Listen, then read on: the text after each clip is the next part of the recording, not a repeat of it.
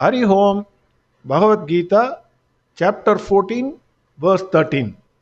Gunatraya Vibhaga Yoga. In the last verse, Bhagwan Krishna said, "Ye Arjuna, greed, activity, undertaking new actions or projects, restlessness, craving, or longing for it, they are the symptoms when Rajas is predominant." This is what Bhagwan Krishna said in verse 12, verse 13.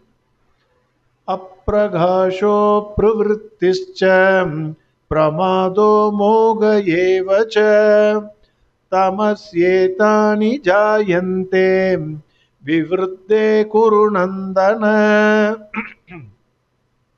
Bhagavan says apragasha, that is non-illumination, dullness, apravritti, inactivity, idleness, negligence, then moha, delusion.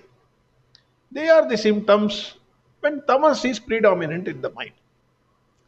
Swami Chinmayananda says, dullness is the condition of the intellect when it is incapable of arriving at any decision. Indecision. A wrong decision is better than indecision. That is what the saying.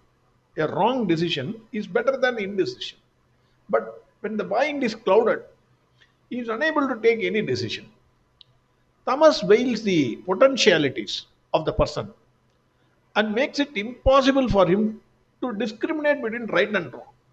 Anything you give, which is right, which is wrong, mind is clouded, unable to decide. Then idleness. Idleness is a sense of incapacity to undertake any work, lack of enthusiasm to strive for and achieve anything in this world. Swami Chinmayananda says, when tamas predominates, all ambitions are sapped. Energy is dormant. Capacity of that person is gone. His only aim is eating and sleeping. That is the main occupation of his life. Eat and sleep. On Sunday, you take n number of people I have seen. Only eating and sleeping. Or watch the TV for some time, immediately IPL. Watch IPL. Then go and sleep. But that fellow will advise everyone. That, the idle fellow. Don't think or work as if there is no tomorrow. Okay? Don't advise me. Don't go on doing this work as if there is no tomorrow. We can do this tomorrow. What is the urgency? He will say. He will advise. So that is the person's mentality. Then he will be heedless to any advice given to him. Any advice you give to him, you tell him, "Arey, yeah, you are wasting your time. Don't waste your time like this. Uh, there are many things which you can achieve." Immediately he will revert. What you have achieved, what you have done, you tell me. Suppose if somebody has to ask what you have achieved, nothing. I am also eating and sleeping only. So you will ask, what you have achieved? Oh, you are advising me as if you are so great. One day everyone is going to die. He will say, understand life. One day we all have to die. The king and the pawn go to the same place. So that after death there is no difference. So unnecessarily don't strain. Go and take rest. Enjoy the life. That is what he will say. So it is better to avoid those people. Otherwise, he will make you feel, okay, maybe I am committing the mistake. He sinks into delusions. That person has got a lot of misconceptions about himself and the world. His life, his very existence, Swami Chinmayananda says, is a sad mistake. But unfortunately, I think many will fall under this category. We all come, we eat, we procreate, we die, and then we go. Bhagwan calls Arjuna in this verse as Kurunandana, meaning descendant of Kurus. In every family tree, you take any family tree, there will be only one or two who are prominent. In many families, there will be none. In some families, there will be one or two who has achieved success. All others just come and go.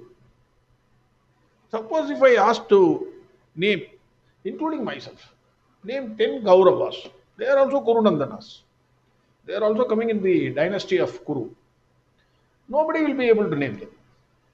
99.9% they will say, I don't know. Maybe we know two people, Duryodhana, Duchadana. Other than that, nobody will know. They all come, eat, enjoy, procreate, and then they sleep and go. The person who is governed by Tamas will also become a drop in the ocean. The entire dynasty, you also become one. They come, eat, and go like animals. Bhagwan in chapter 2, verse 41, called Arjuna as Kurunandana. व्यवसायात्मिका बुद्धिः एकैक कुरुनन्दन बहुशाखाह्यनन्ताश्च बुद्धयो व्यवसायिनाम्. I'll repeat.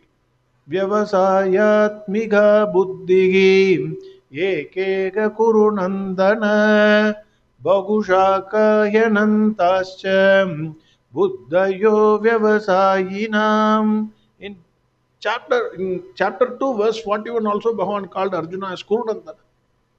In any field, whatever be is your field, it may be singing, it may be dancing, it may be you may be a teacher, you may be a scientist, any field, a person can succeed only if he has got single pointed concentration or determination.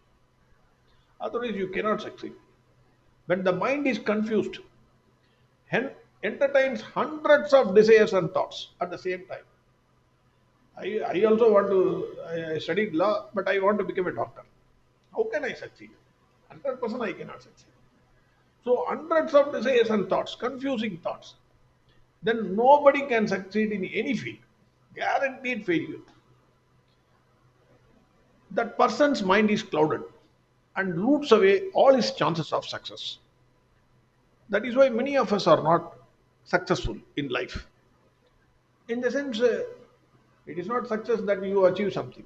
I am saying we may not be able to achieve what we want. In this verse also Bhagwan says, Tamas clouds the mind and confuses a person, and thus he becomes a spent force. Spent force, all of us know. A person who has the capacity and strength to achieve what he wants. But no longer that capacity in him or the power in him comes out to achieve that success. So he becomes a spent force. I think that is why Bhagwan calls Arjuna as Kurunandana. Verse 13 again. Apraghasho pravrittischa pramado moga eva cha tamasyetani jayante vivritte kurunandana. Next verse we will see tomorrow. Arihom sarvam krishnarpanamastu. Narayana Narayana Narayana Narayana Narayana Narayana Narayana Narayana Narayana Narayana Narayana Narayana Narayana Narayana Narayana Narayana Narayana